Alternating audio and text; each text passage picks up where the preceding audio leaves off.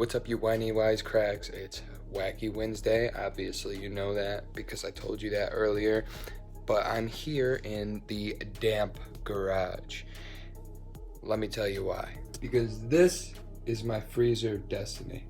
You might be asking, why are you showing me your freezer? Because I'm going to show you how I meal prep today. Open this up. What do you see here? Kale, beef, chicken. Underneath that, more frozen veggies, more chicken. I'm taking out some chicken today. Put the upstairs freezer, which is very accessible to me when I'm cooking or when I'm making a meal, filled with more choices of fruits, veggies, everything frozen, eggs, salad.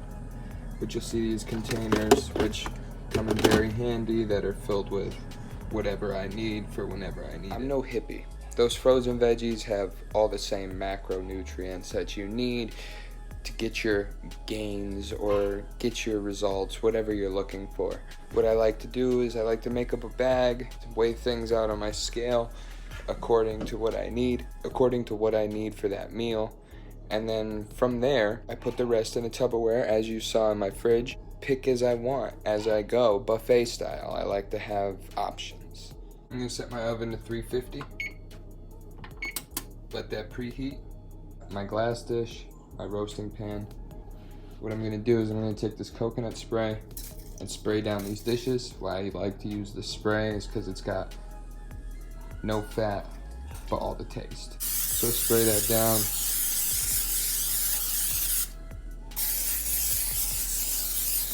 Take my pink Himalayan salt for seasoning and hydration effect.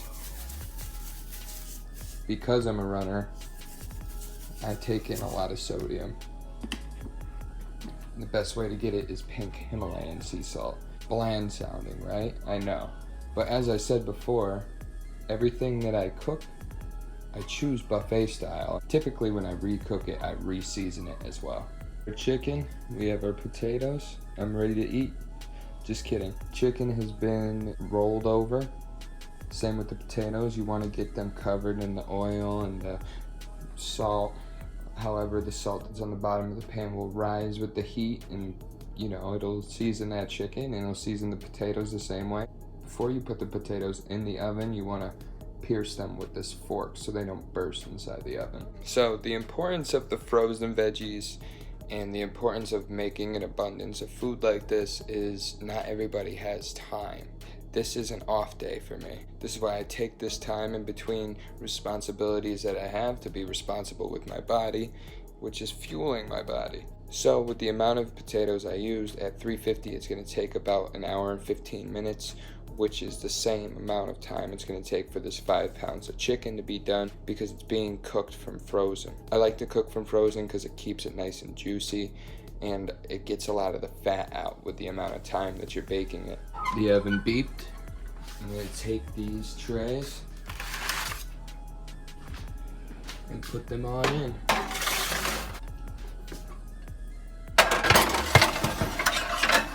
Now that these are in here, I'm going to set my timer on my phone for about an hour and 10 minutes just so I could come up and check.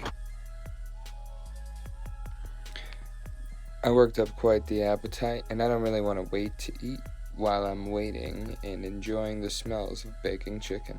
I'm going to have myself a nice little snack of some overnight oats and fruit. I got about 20 minutes left on this food, so I'm just gonna check and see where it's at. Things seem to be going right on schedule. All of that is the fat being cooked out of the chicken.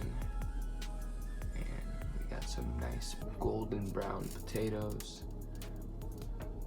It's gonna be real nice and fine, about 20 minutes. And to ensure the completion of the cooking, you wanna check the temperature of the chicken in its thickest part, and that's at 170.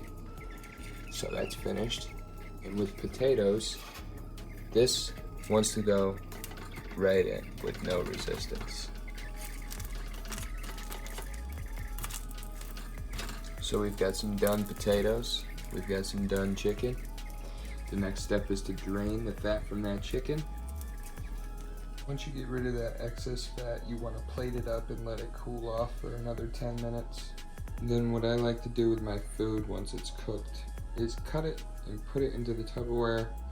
And what that does for me is just makes it easier to portion out for later. That's all said and done. You can go ahead and lid it up once it stops steaming, because you don't want to capture any of that steam inside and leave a place for bacteria to grow with the moisture.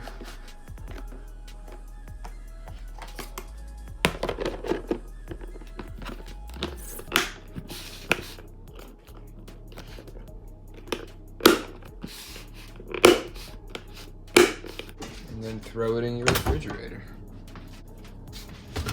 Now, who would I be if I cooked all this food and didn't eat any myself? Just to show you it's edible. Sweet potatoes are from the last meal prep, had to make sure. I got to those before they went bad, because that's another thing. When you're doing this on a budget, you don't want to waste anything. I said budget. I didn't really talk much about cost. Everything I eat, I pretty much get at Walmart. 5 pounds of all natural chicken for under $10. Veggies, 88 cents to $1.30 a bag. Potatoes range in cost from $3, maybe more, to a bag. If you get them fresh from produce, it's about $1.89 a pound.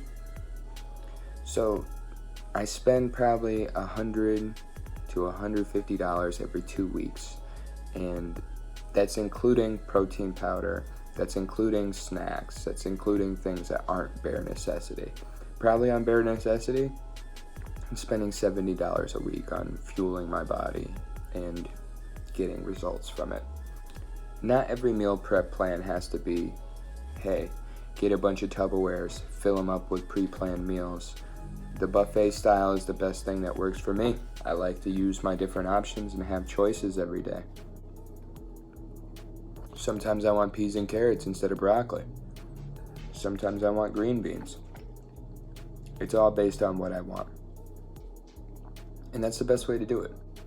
Otherwise, you might just get bored, and that gives you more of an opportunity to cheat. And you don't want to do that. I mean, maybe you do. I don't. So if you watch this video, you might be new to my channel. And if you are, I'd like to advise you to watch some of my others where I wake up every morning and give you motivation before I go for my run. Or on Tuesdays, I like to do a little thing called Ballin' with Bump, where I go over the past week's NFL games and give my analysis, since ESPN wouldn't even look at my application. Also, besides that, I'd like you to click the link in the description and make a donation to my fundraiser for the Healing Meals Foundation that I'm fundraising for the Hartford Half Marathon. Healing Meals is a community outlook project that donates and cooks meals for families in the Hartford and Bloomfield area.